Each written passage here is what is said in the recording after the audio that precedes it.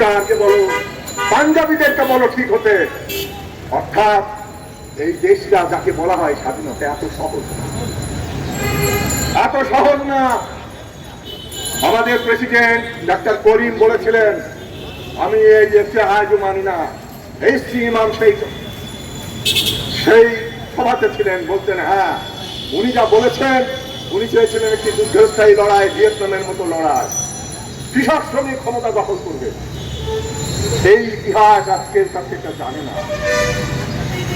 এই এখানে বাসা ছিল ডাক্তার করিমের, তারপরে আপনার এই যে বারডেমের ইব্রাহিম সাহেব, জোহরা কাজী, শেখ মুজিব, পর সব বাসা ছিল।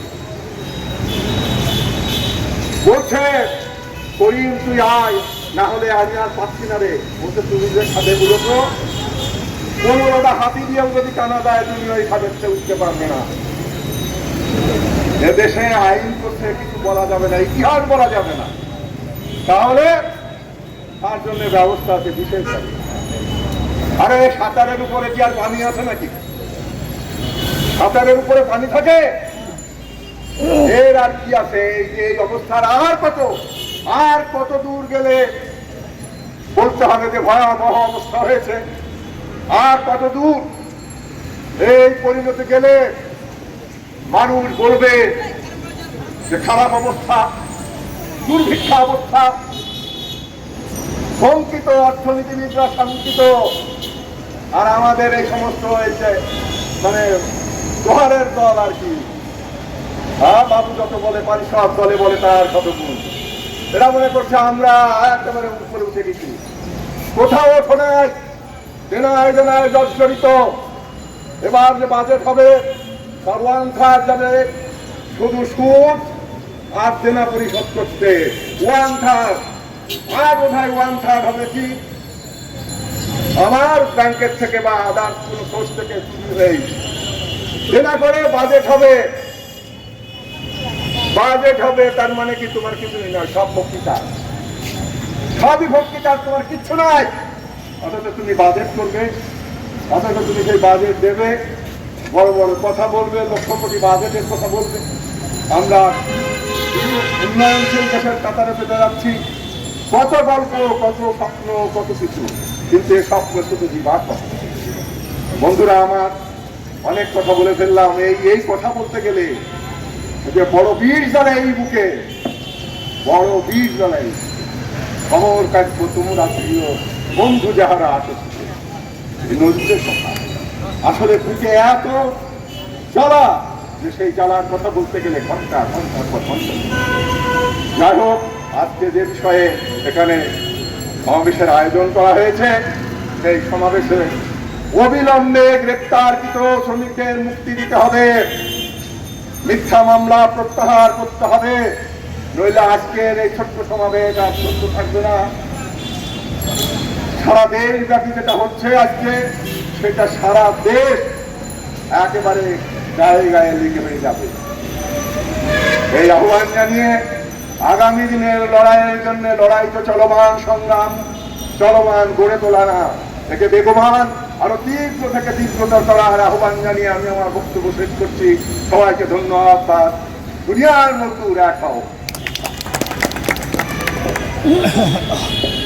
ধন্যবাদ সংগ্রামী বন্ধুরা। এতক্ষণ বক্তব্য রাখলেন জাতীয় গণতান্ত্রিক ফ্রন্টের কেন্দ্রীয় কমিটির সহসভাপতি শ্যামল কুমার ভৌমিক। আমরা আজকের এই সমাবেশ থেকে সরকারকে একটি সতর্কবাণী দিয়ে যেতে চাই।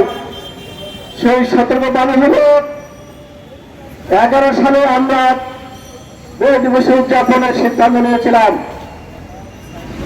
সেই দিন মে দিবস পালন করতে গিয়ে ঢাকার শহরে কিছু বিচ্ছিন্ন ঘটনা ঘটেছিল। আমরা যখন 12 সালে